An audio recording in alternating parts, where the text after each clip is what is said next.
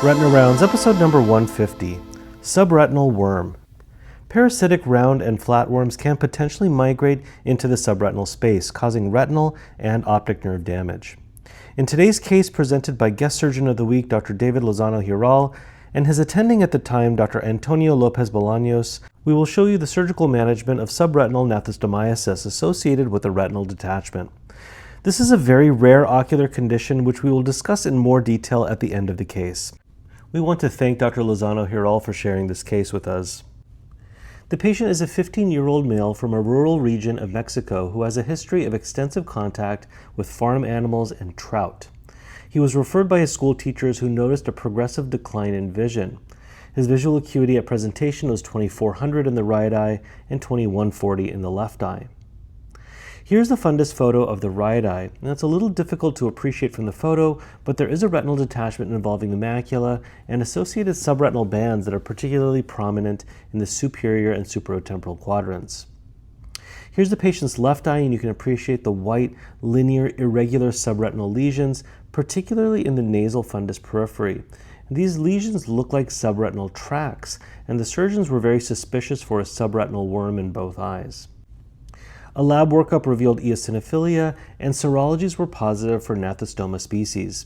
The patient was treated with albendazole and prednisone for 1 month. However, the right eye retinal detachment persisted, and the decision was made to perform a vitrectomy to identify and extract the subretinal worm larva. Okay, at the beginning of the case here, you can see that the surgeons are investigating the retina. You can certainly see that there's a retinal detachment with subretinal bands, but the subretinal larva could not be identified. And so a core vitrectomy is performed initially, and now some perfluorocarbon liquid is instilled over the posterior pole to provide some stabilization while the residual vitreous is elevated and the peripheral shave is performed. Now, once the vitrectomy is completed, the perfluorocarbon liquid is further elevated, and the surgeons here have decided to go ahead and create a superior retinectomy so that they can access the subretinal band.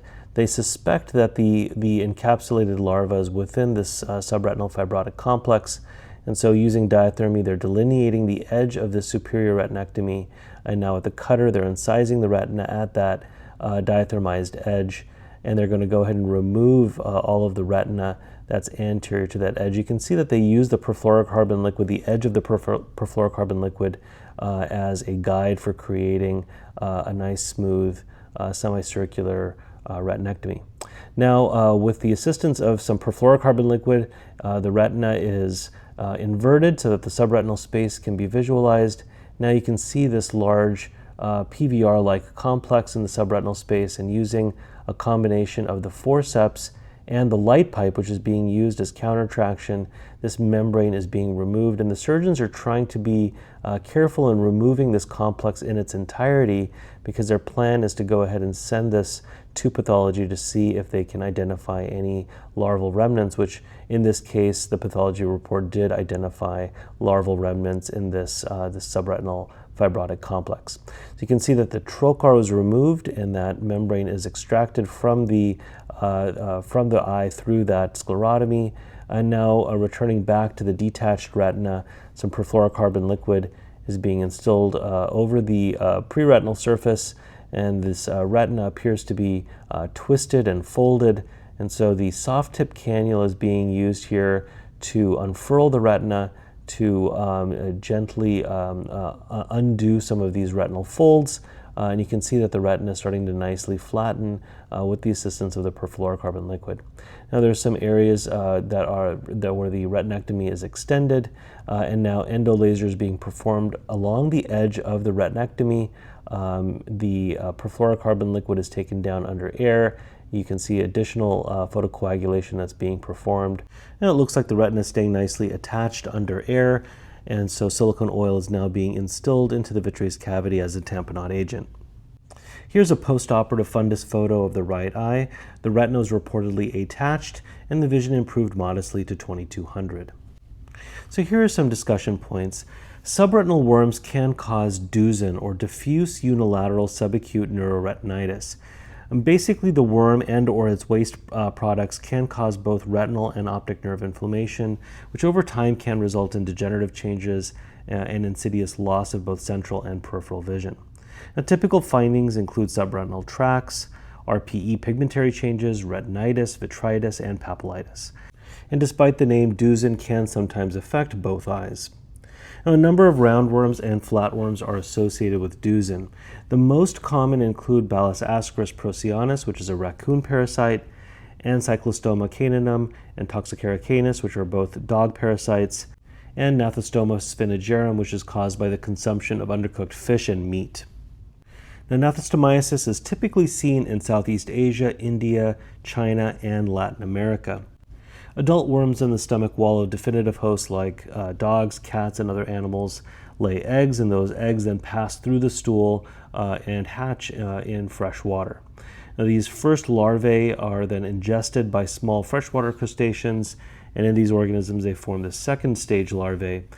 These crustaceans are then ingested by freshwater fish, frogs, snakes, and these animals then act as the intermediate host where the third stage larva can live without maturing any further. Now, humans then acquire these third stage larvae by ingesting raw or undercooked meat, and the larvae then migrate to different parts of the body. Now, the most common site of larvae in humans is in the subcutaneous space, where they can migrate and cause rashes and ulcers. And visceral involvement can also include sites like the CNS, lungs, GI tract, and urinary tract, as well as the eye. And in the eye, the gnathostoma larvae can be present in the subretinal space, the vitreous cavity, and the anterior chamber. Now, living larvae are often not seen, but if they are, the ideal treatment is laser photocoagulation of the larvae. When the larvae aren't visible, as in this case, they can be treated with antihelminthic medications, most commonly albendazole and sometimes ivermectin. Now, since the death of the larvae can cause inflammation, prednisone can also be added. And in rare cases, surgical extraction may be necessary, as was shown in this case. Now, parasitic infections of the posterior segment are quite rare, and we want to thank Drs. Lozano Giral and Lopez Bolanos for sharing this interesting case with us and giving us all an opportunity to learn more about this disease entity. Thanks for watching. If you enjoyed this video, please visit us at RetinaRounds.com. There you can sign up for our email list. You'll get a notification every time a new video is posted. And if you have an interesting video or a tip or trick that you'd like to share, please follow the links on our website and you can upload your video there. Thanks so much for watching.